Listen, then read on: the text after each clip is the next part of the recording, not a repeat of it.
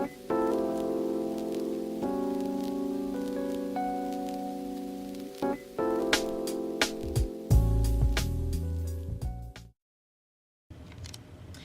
and welcome. I'm Ericka Sallee from TruSynergy, and it's nice to be back with you again for another installment of the TruWoman series. We have yet another dynamic woman here with us. She is a graduate of the University of Virginia. She is a businesswoman, wife, and mother doing some remarkable and awesome things. So I don't want to delay any further with introducing you to Mrs. Jessica Graves. Jessica, welcome and thank you so much for lending us your time.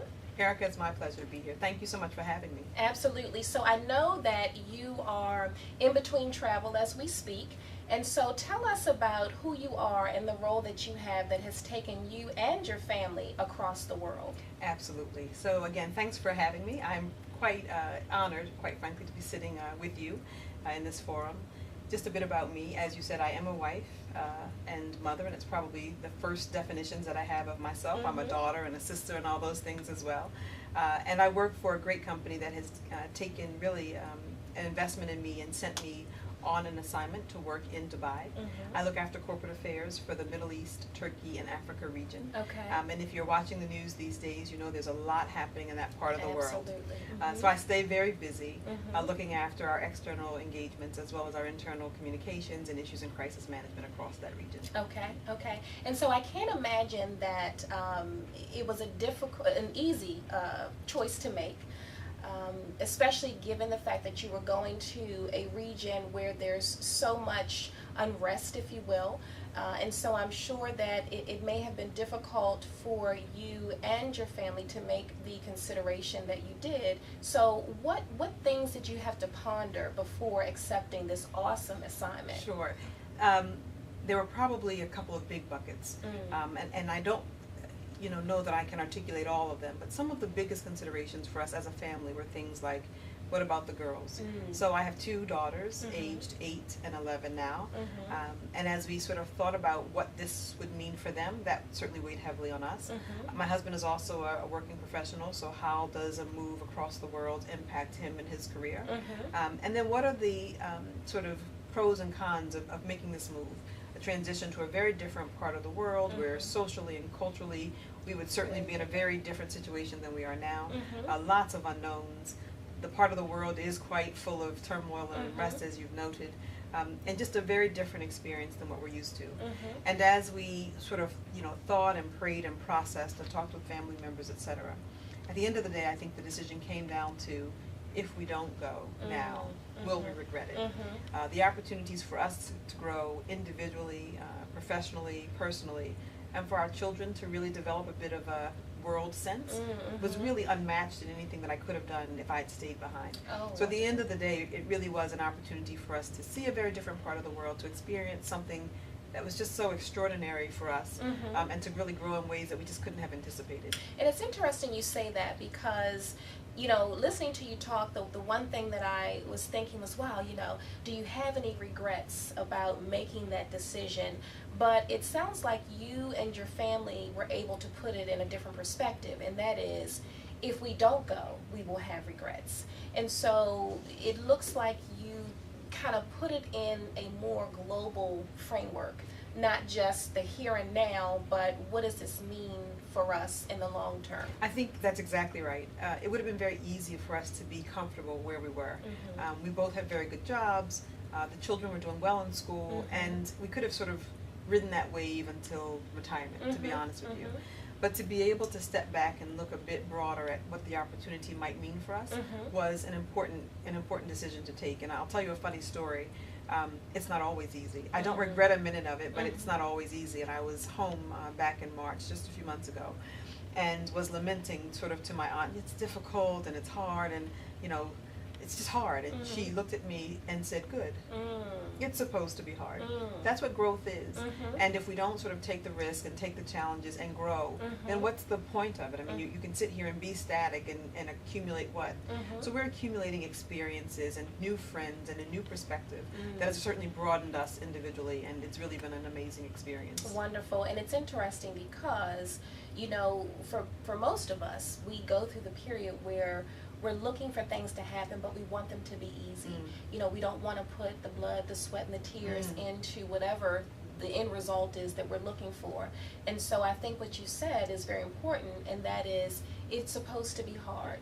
You know, if you don't go through the bumps and the bruises, then you don't really grow and you don't really mature. So it's a very important note, you know, to make, because I'm sure that this was difficult from a number of perspectives, but as a family unit, it sounds like you have made the adjustment and probably still adjusting. Yes, and the other important thing, when you said that, it reminded me, I'm the mother of 2 daughters. And I wanted them to see that taking risk is a part of life. And that we, you know, we don't always know all the answers, and sometimes we're kind of making it up as we go along. But there's a leap of faith that we take.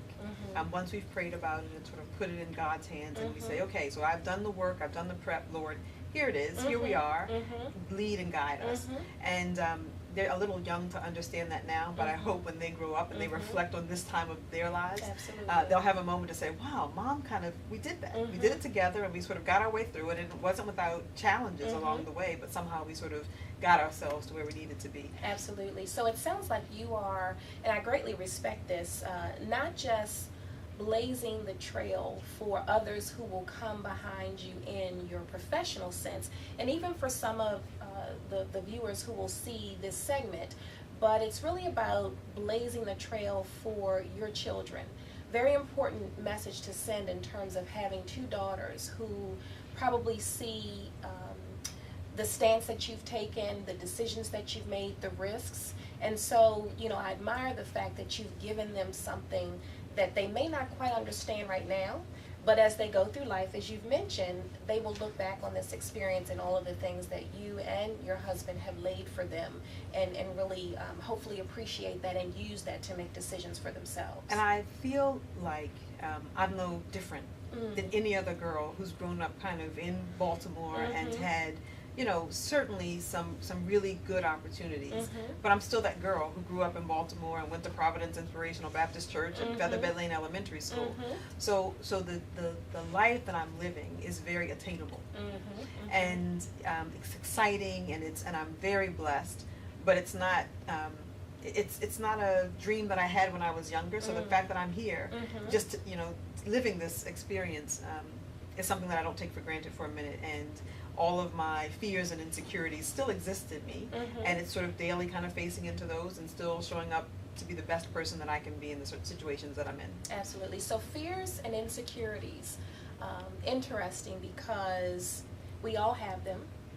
And so what would you say when you wake up in the morning, or when you're traveling and you know you're thinking about your itinerary for the day? You could be in Egypt, you could be at home in Dubai, in Syria. What is it that you think about every day, and how do you use your mental fortitude to deal with whatever that is?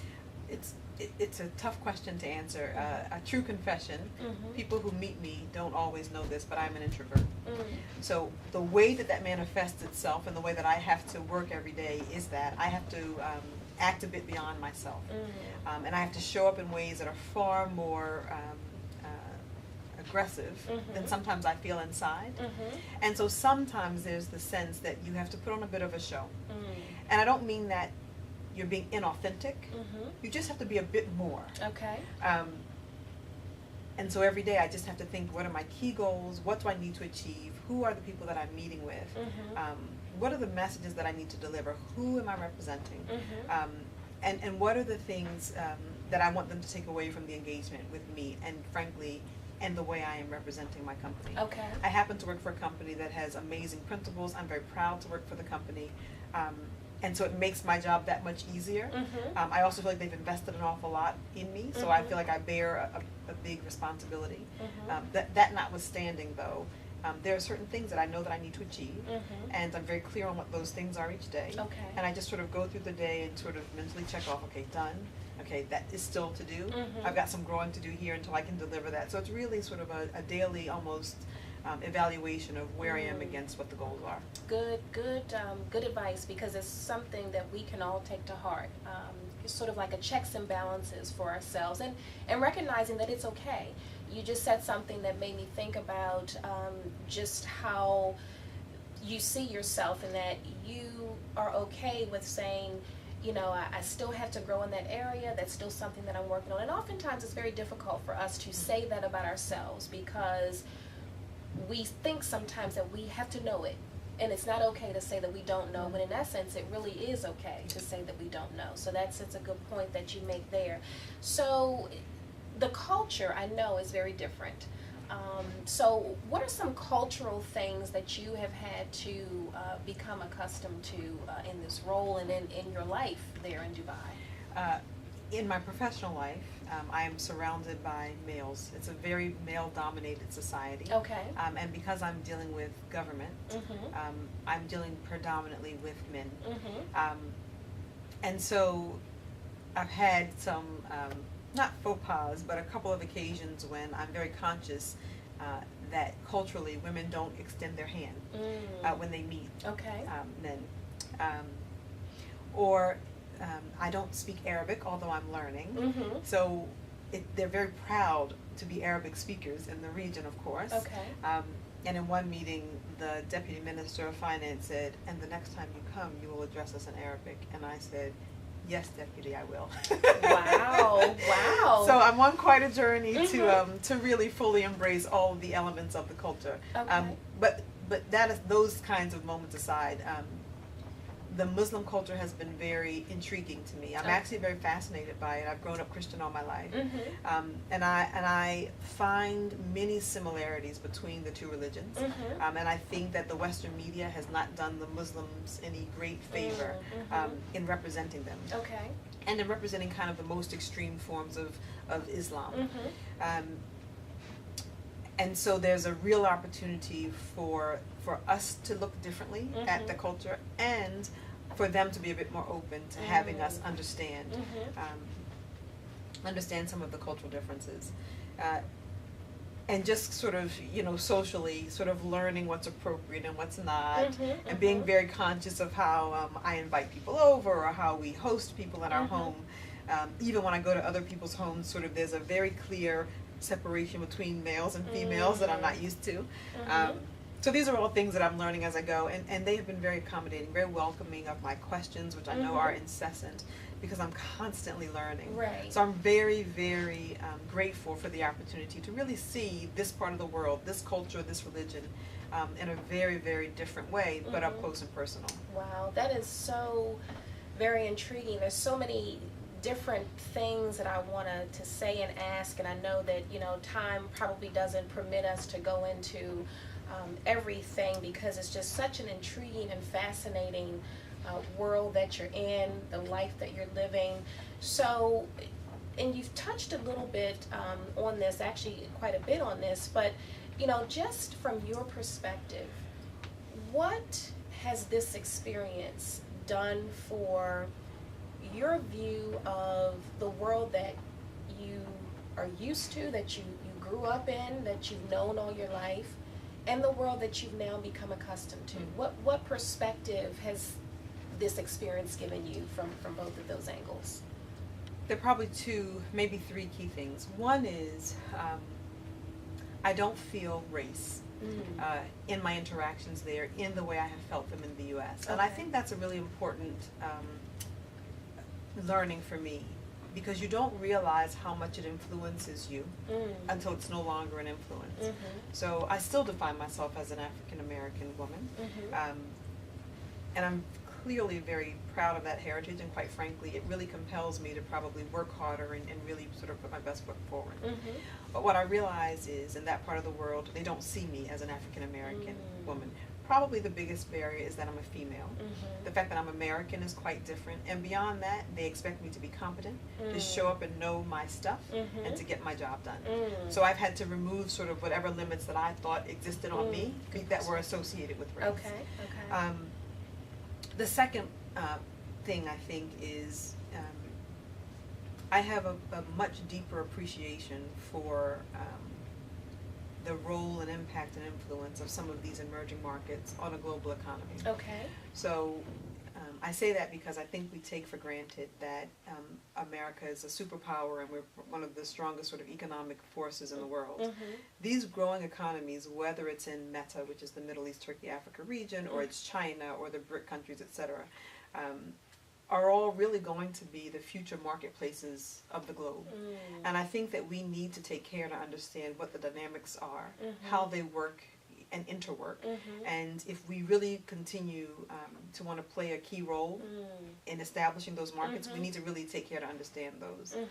And importantly, the third piece, just personally for myself and my family, to be able to cultivate global relationships that are individual. Okay. So that my daughter's very best friend is a little Turkish boy.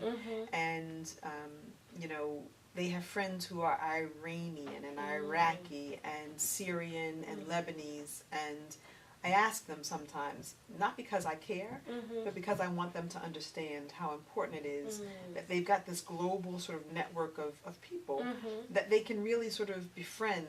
It's made the world a much smaller place for us and very navigable. So I'm excited, I face into the fact that my children are now a bit of citizens of the world. They may never live in the States with me once they grow up, and that makes me sad, but at the same time, it leaves the entire world for them to go and discover for themselves, and I'm really excited about that for them. Wow. It's a dream that I didn't have as a young person. Absolutely. It was just something that I didn't dream of, and I'm excited to see that opportunity for them. That is such a very awesome perspective. Just to recognize that not only are you having this experience from a professional standpoint along with your family, but your children are getting to see from a different set of eyes than what they would have seen had you all continued on and lived your life here in the U.S., in Pennsylvania, where you guys were before you moved to Dubai. So it's very important to just embrace that and to recognize all of the value that comes along with that. And you never know, they may be such global change agents that maybe they don't even see that at this juncture, but because of the experience that they're having right now, certainly is something that we look forward to seeing and hearing more about. And they're still kids, so they get very upset when I tell them that they must become fluent in Arabic before they come. Absolutely. And you too, for that matter. Absolutely, so obviously. You'll have to keep us posted on that. Well, we certainly do thank you so much for your time and just sharing this experience with us. I'm sure that there are many folks who will see this piece and really admire what you have done. But more importantly, what I want people to recognize is that, as you said, your life is no different from some perspectives than others, because you can achieve even in spaces where you feel like you may not be able to. That's just a mindset. So we certainly wish you the best. And listen, I know that in your travels, you need a little burst of energy. And you probably drink lots of tea and coffee. I do, actually. So we would like to present this to you as a complimentary gift. You will find a variety of tea and coffee in this packet, and certainly for our viewers, if you're interested in figuring out just what's in this little package, please visit us at www.trucafeblend.com. And for more information on TruSynergy, we ask that you visit us at www.trusynergy.org. That's all we have for now, so until next time, be well.